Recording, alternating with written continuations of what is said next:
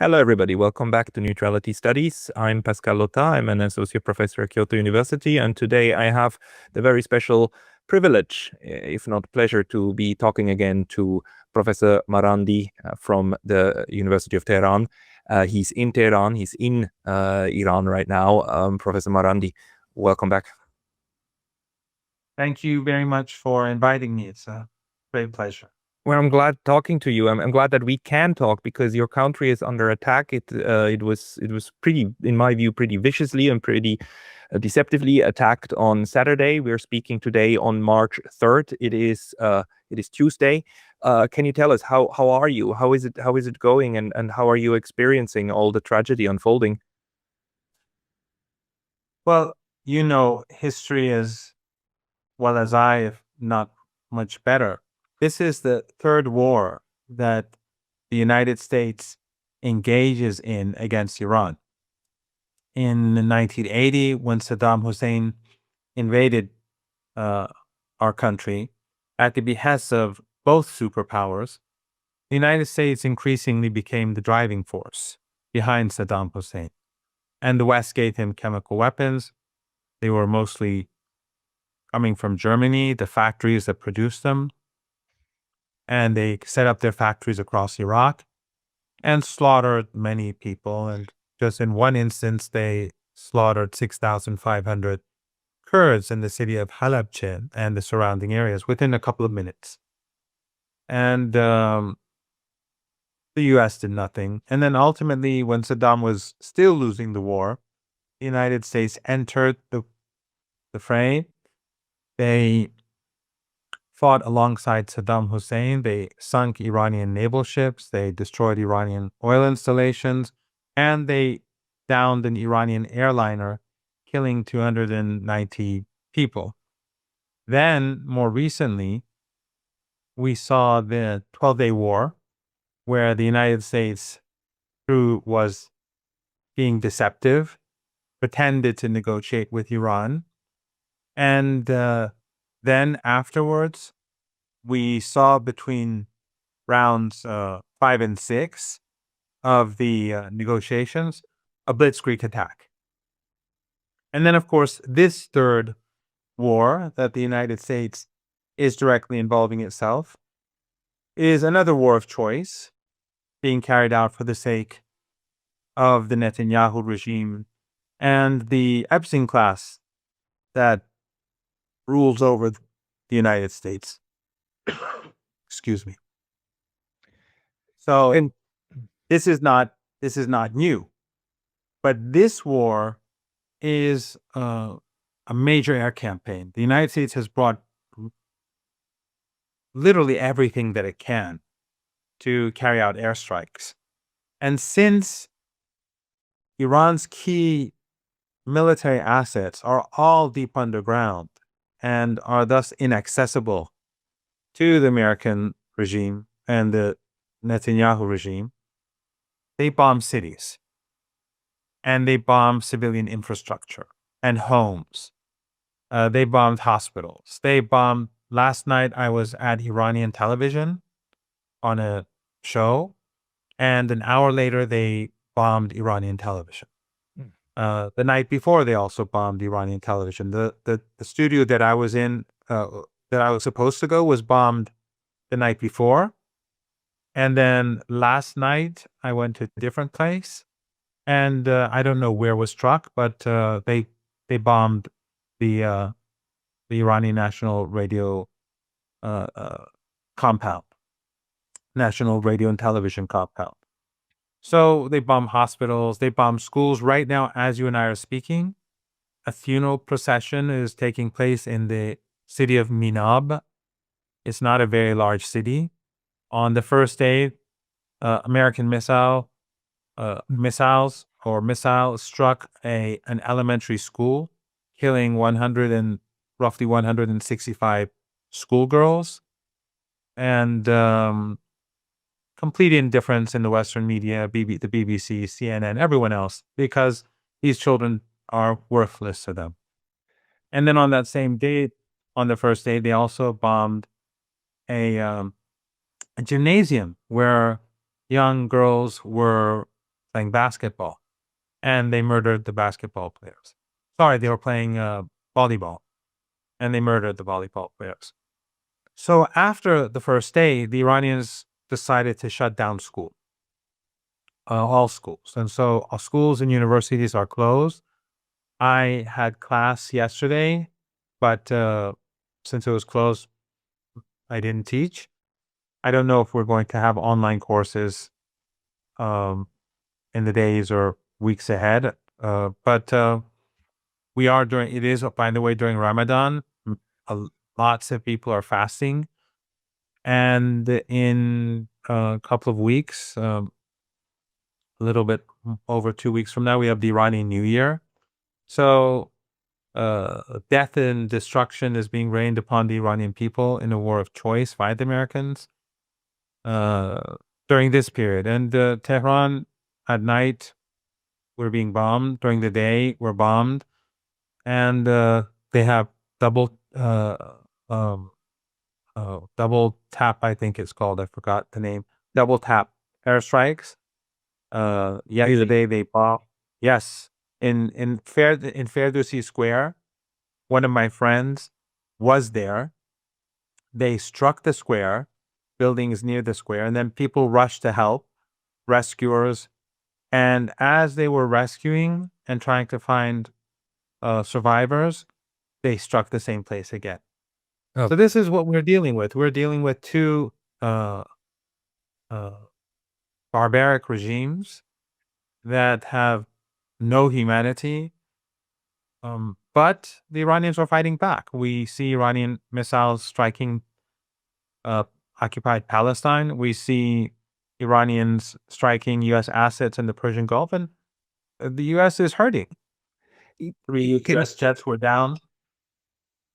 Let's go there in 1 second. Just for everybody on the update side, do you know what is the official death toll so far? And in Tehran, are you still able to move around, or is everybody scared and in bunkers or whatnot? How is it working right now in Tehran? Well, at night, let me first say that the government and the Supreme National Security Council on day one asked people who did not need to stay in Tehran to leave, because the U.S. and the Israelis were bombing civilian infrastructure. So, for example, they bombed the central building for emergency services, ambulances. They bombed the central building of the Red Crescent. So these are the monsters that we're dealing with. These are purely helping services. They're just there to rescue people. It's of course, that's the point. Just like the double tap attack. The point is what I was going to say is that last night in Tehran and the night before, you had huge gatherings of people across the city to support the armed forces and to commemorate the martyrdom of Ayatollah Khamenei. And I put these in my clips of these in my Telegram channel, and I posted a couple on my Twitter account. Huge crowds, but not in one place, in different squares across Tehran, both last night and the night before, under airstrikes. And in the images, in some of them, you can see people on the streets as the Israelis are bombing, and as surface-to-air defenses are working. And people, men and women, stand their ground and denounce the Trump regime and express support for the state and the armed forces. But it's not business as usual. A lot of businesses are closed. Those that are open, I haven't asked, but I'm pretty confident if I go to some of the shops that are open, they probably don't have that many customers. So, and the Tehran is less crowded because a lot of people have left, but also because a lot of people, I presume, are staying at home. Government departments are functioning, but at a minimal. to decrease the risk of their colleagues, of government employees being hurt or killed or murdered. It's a very horrible situation, of course. But can you then tell me about your assessment of what Iran is doing now? I mean, on the one hand, you have this mighty United States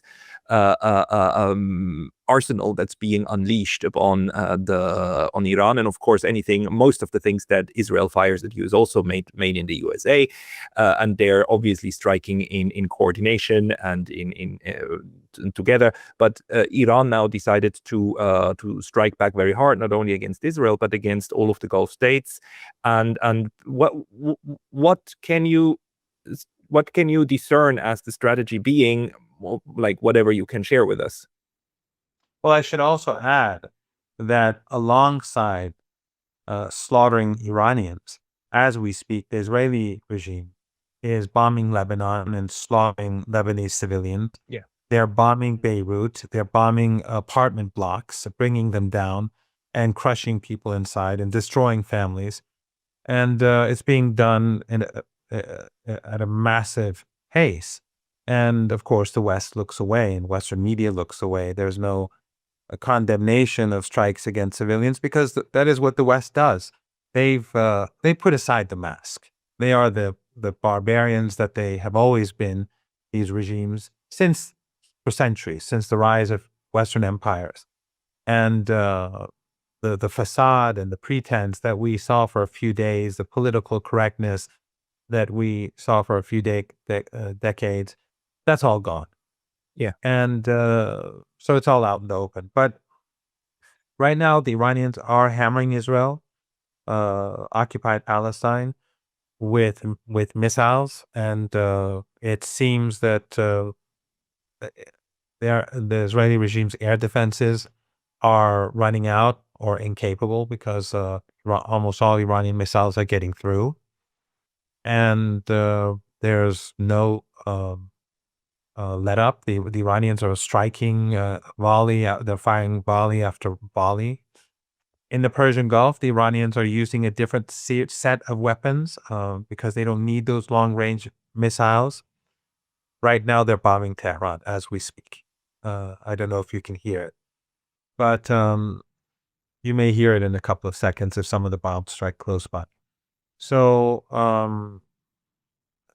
in the Persian Gulf region and the Indian Ocean, the Iranians use shorter range missiles because the Persian Gulf is not very wide and U.S. assets are not very far away. So the underground bases that are used there, they're firing missiles and drones that are very inexpensive for Iran. And also they're all in underground bases, which are not accessible to the United States. So they're striking targets that are linked to the United States in the Persian Gulf region. And so they strike U.S. bases, and the U.S. has taken its soldiers to hotels and other buildings, so the Iranians are striking them in these places as well. And a couple of oil and gas facilities have been damaged, but it's unclear how that happened and who did it. But the Iranians are not allowing oil or gas to leave the Persian Gulf. And as you know, the price of oil and gas has gone up. Although Iran is not destroying any of the tankers or there's no real major damage to any oil and gas facilities. But if there is escalation, I'm pretty certain that that will happen. And the tankers that do try to leave the Persian Gulf, a handful of them tried to leave under U.S. pressure. Iran hit every single one of them. So the other tankers are staying put. Yeah, so basically they're locked in and nothing coming through. And the what are you making out of the Donald Trump said in the very beginning this unhinged speech of his that all the Iranian forces need to lay down their weapons, including the police, otherwise they will be all killed, all of them, he said, and that the goal is that the bombing campaign then is supposed to destroy the entire military infrastructure, and then once this is done, the Iranian people should naturally rise up and take over the government and be done with it. I mean, can you tell us how realistic that scenario is? Well, this is unhinged, but the West in general, the political elites have always been unhinged. And they believe their propaganda on Iran. They spend many billions of dollars a year on anti-Iranian propaganda in these hundreds of Persian language media outlets that beam into Iran or can be seen in Iran from the West, whether they're TV channels, satellite TV, that we can access all the time, very hostile towards the country, Persian language, and Telegram channels and elaborate websites on news about Iran, full of disinformation, trying to create fear and despair among Iranians. And they have tens of thousands of Iranians on the payroll. I mean, in just one camp in Albania, which I'm sure you know about, the MEK terror organization, they have 3,000 to 4,000 people there, and they're just trolls. That's their job.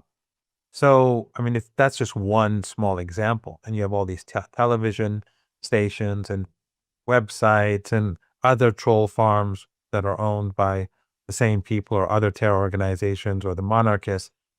So then they put a lot of money into this. And then these people use that money to pay Western politicians, and those Western politicians support them. And then also in parliament or in government, they approve new money. And this reinforces a narrative about Iran because these people say what the West wants to hear, Western regimes and Western elites about Iran, that it's unpopular, that the Islamic Republic is despised, that it's imploding, that it's about to collapse, that it's a house of cards and all that nonsense. And actually, I have this weekly program that I've been doing for, 12 weeks or so, 3 months or so, on Al Mayadeen television.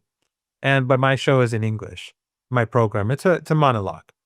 And in the last one that was on last Friday, the program is called Demystifying Iran. And on the last program, I was speaking about the never-ending narrative of Iran's collapse. And I showed that in the 1980s, in the 1990s, and the beginning of the new century, that the headlines and the articles about Iran in the New York Times, the Washington Post, the Herald Tribune, and all these other outlets, if you remove those headlines or those articles and put them in and publish them now, you couldn't tell the difference.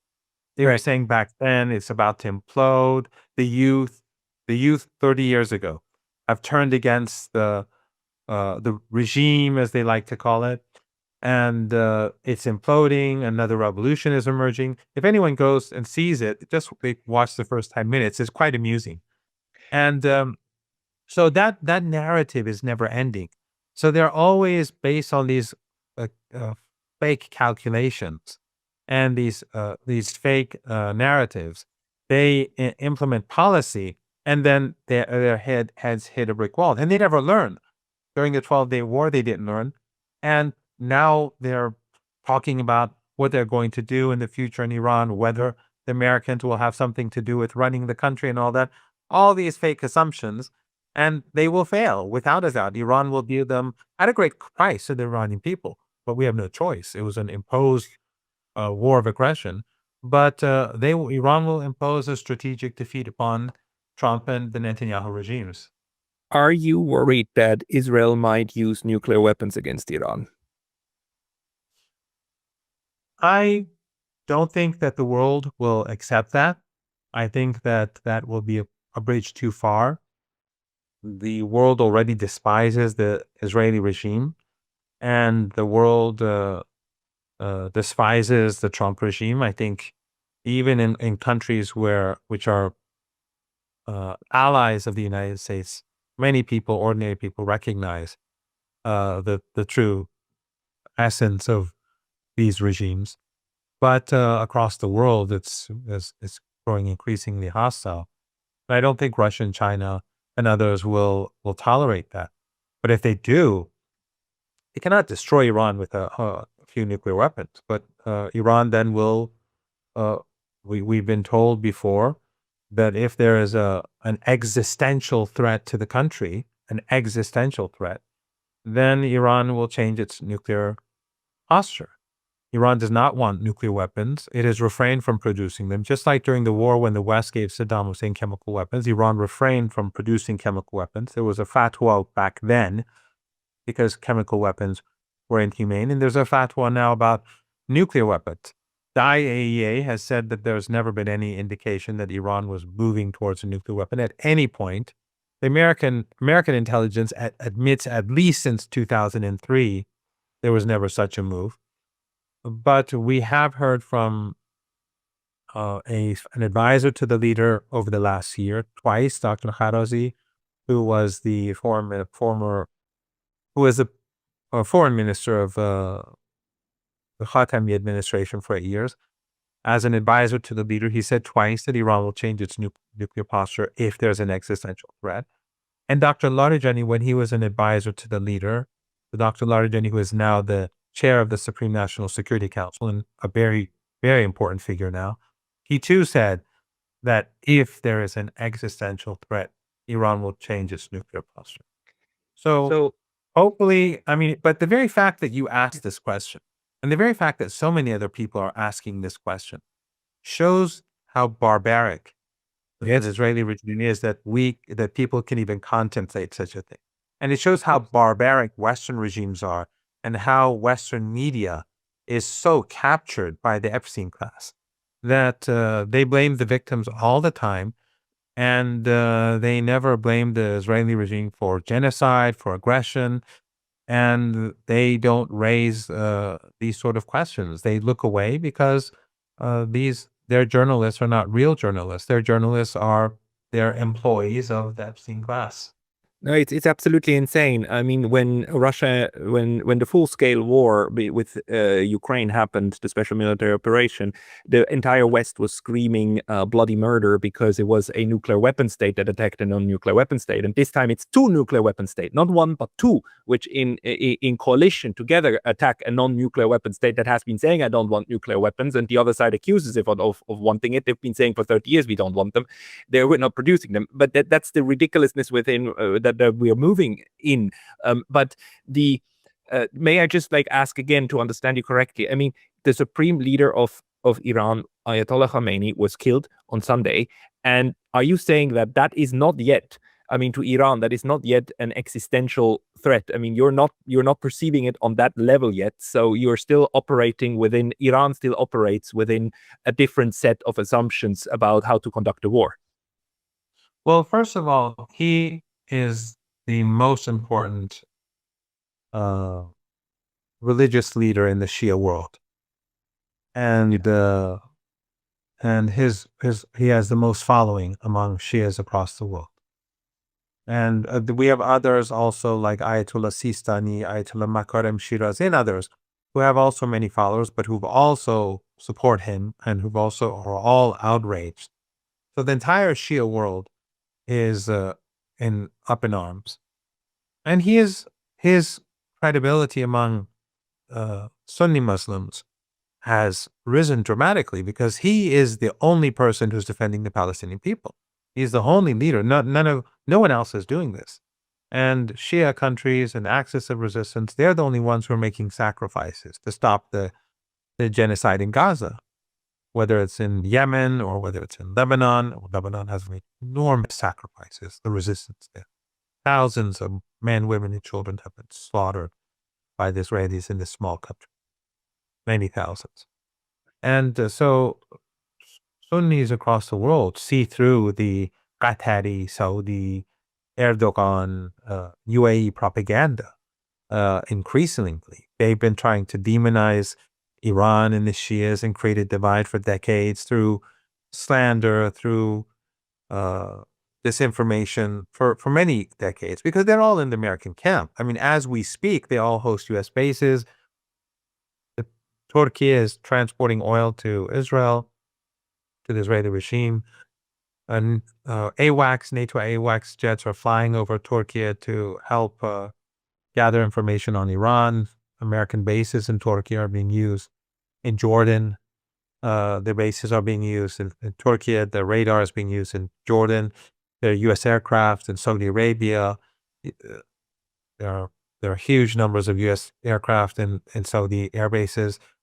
So they see across this Islamic world that this propaganda that has been going on for almost 5 decades now has all been based on lies, and that the only people who are sacrificing for Sunnis, Palestinian Sunnis, is the axis of resistance. But it goes far further than that, because the Iranians have always been supporting the oppressed. That's a part of their religious ideology, especially as Shias. They have a special ideological vision, and they support the oppressed. So they support Cuba, they support Venezuela, they supported the resistance in Southern Africa against apartheid.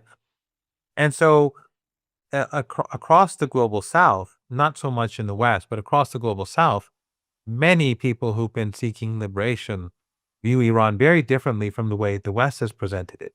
And over the past ever since October the 7th, Iran's image has been, and their axis has been growing across the global South. And now, during these days, they see that Iran is refusing to submit. So Iran's stature is growing across the world and across the region. And this, I think, is very bad news for the United States. The empire is a part of its success is to project power. But when it's viewed as incapable, despite mobilizing its regional proxies that I just explained, the family dictatorships in the Persian Gulf, Jordan, Erdogan, and others, and then the entire Western camp on the side of Trump, supporting this aggression and supporting this joint slaughter being carried out by the Trump and Netanyahu regimes, people see that Iran is fighting back, and the axis of resistance is fighting back. So this is breaking the image of the United States. And on the other hand, the Iranians have closed, as I said earlier, the Strait of Hormuz, and there's nothing that the Americans can do about it. And we have to keep in mind, and you live in a technologically advanced country, AI is the future battle, the last hope of the U.S. economy, because it's been deindustrialized. So they're focusing on AI. Iran is driving the price of oil and gas up. And the United States is desperate to succeed in AI. So if the Americans escalate, the Iranians can tighten the screw, and they can drive oil and gas prices through the roof. So I think that the Americans are in a very bad situation.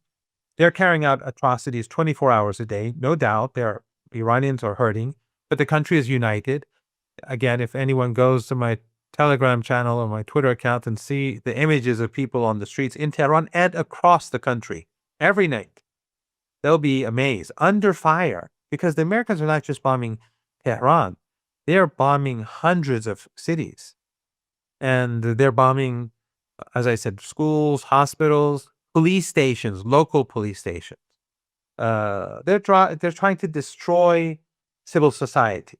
They're trying to destroy the structures of society. It seems to be pretty clear to me that the number one objective of the United States is to try to get its regime change, but short of regime change, they will try to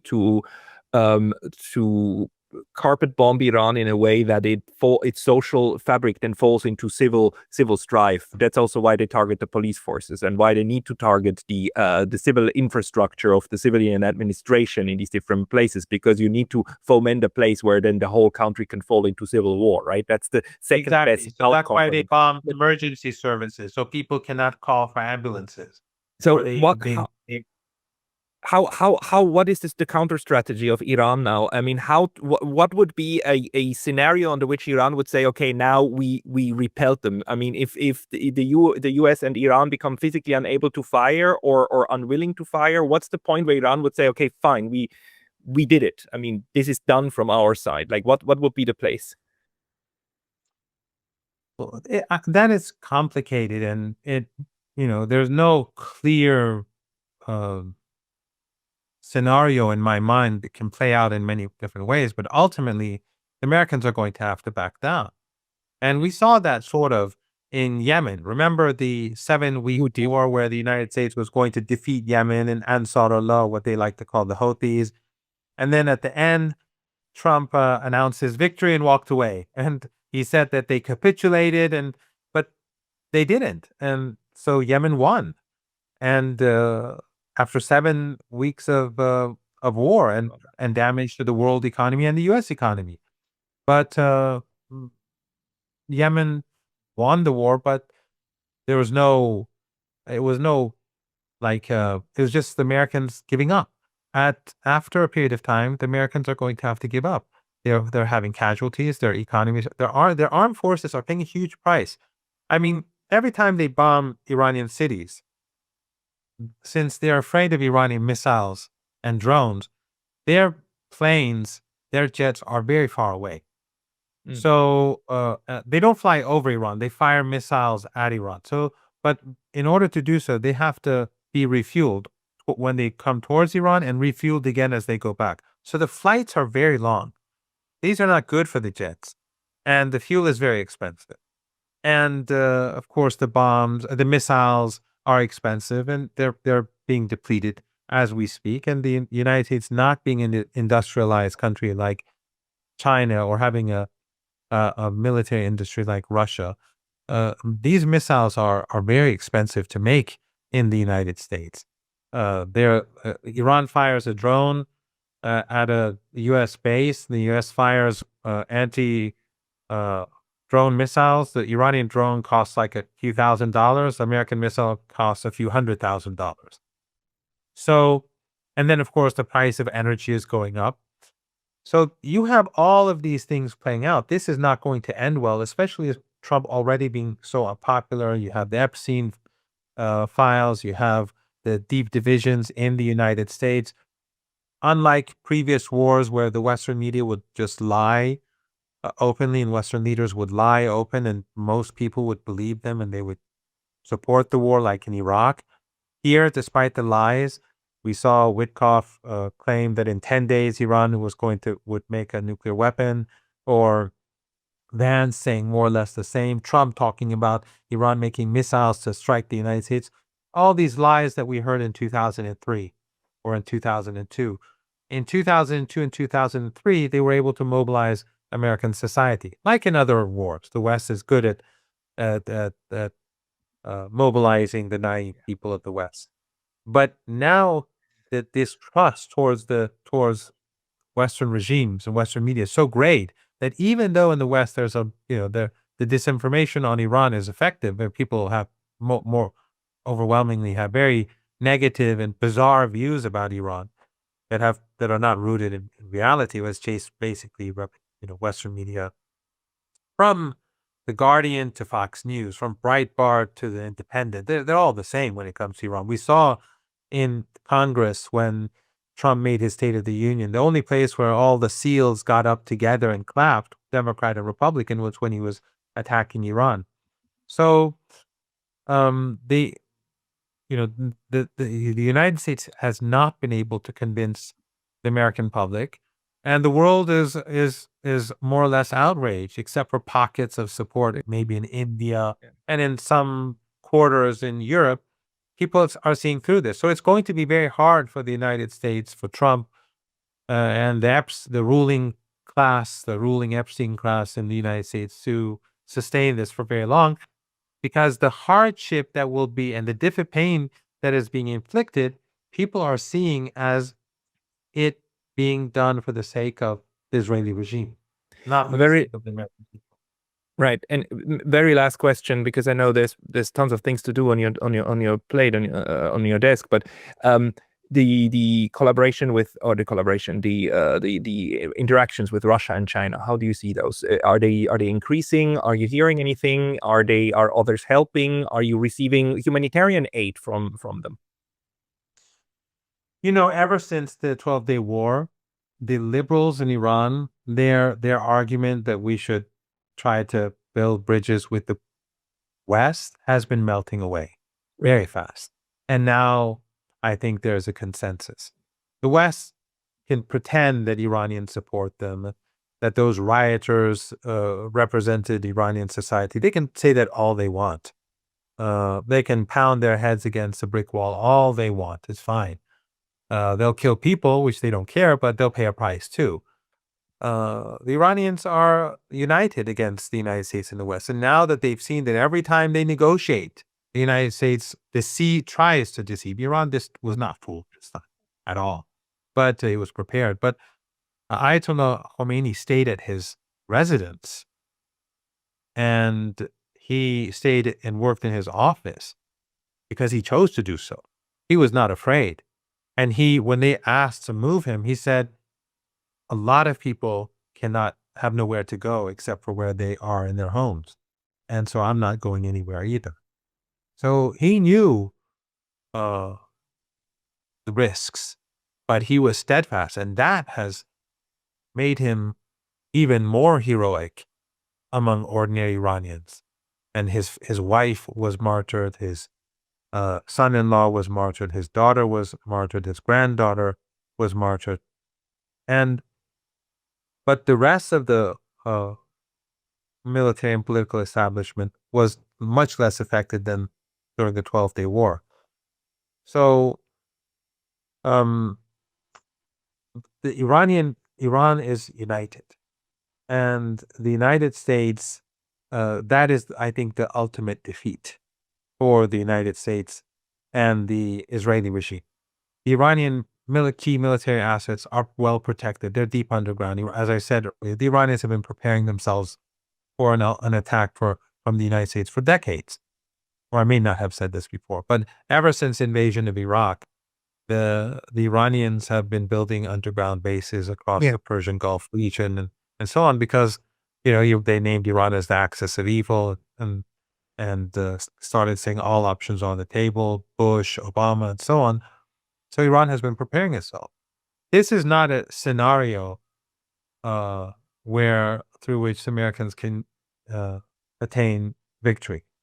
They can slaughter Iranians, but this will end in failure. And I'm sorry, I forgot your question. I don't know if I was actually answering your question. The question was it was if Russia and China, if there's any kind of help coming from them. Yes, right. So the liberals have lost the argument, and many have tilted away.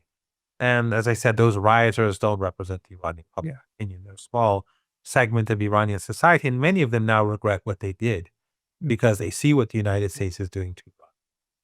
But and so the argument now is that we should focus more on friendly countries, those countries that are not attacking us.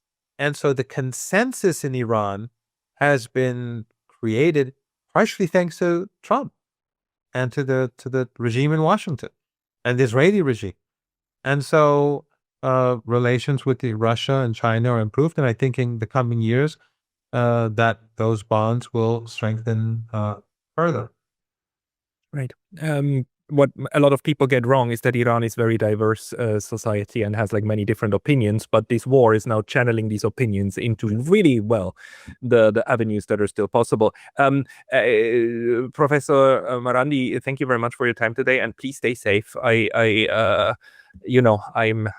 not a faithful person, or I'm not a great believer, but if there's anything close to it, then I would say I'm praying for you and everybody in the entire region to be safe.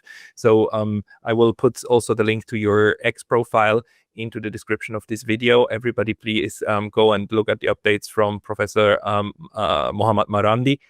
Professor, thank you for your time today. Thank you very much. As General Soleimani once famously said, we are the nation of Imam Hussein. And if American analysts and politicians and military officials had read a bit about the story of Karbala and the impact it has on Iranian society, and the grandson of the Prophet, and how deeply embedded it is in in Iran's religious ideology, support for the oppressed, and defiance against the oppressor, they would have thought twice about attacking Iran. But hopefully, despite the fact that the days are dark for Lebanon, for Iranians, for people across the region, and for people across the globe, because people across the globe are outraged and they're deeply disturbed by what the West is doing. And of course, Gaza. But hopefully, despite the darkness, the sun will be shining upon humanity in future, and the empire will collapse, and we'll all see, those who survive will see better days. The sun will rise again. Professor Marandi, thank you. 播报新闻是我的日常，必须时刻保持妆容和皮肤的最佳状态。当来到人生中最重要的时刻，也是 KS 逆时奇迹帮助我轻松驾驭，闪闪发光。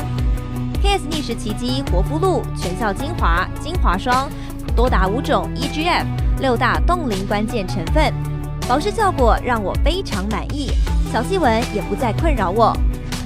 我就是我自己的最佳女主角 ，KS 让我从容自信、光彩动人。我是我人生中的大女主。我的最爱，我做主。KS 逆时奇迹系列热卖中，下单请上快点购，透过中天新闻网 App 下单立减50，或输入 CTI 推荐码有额外折扣。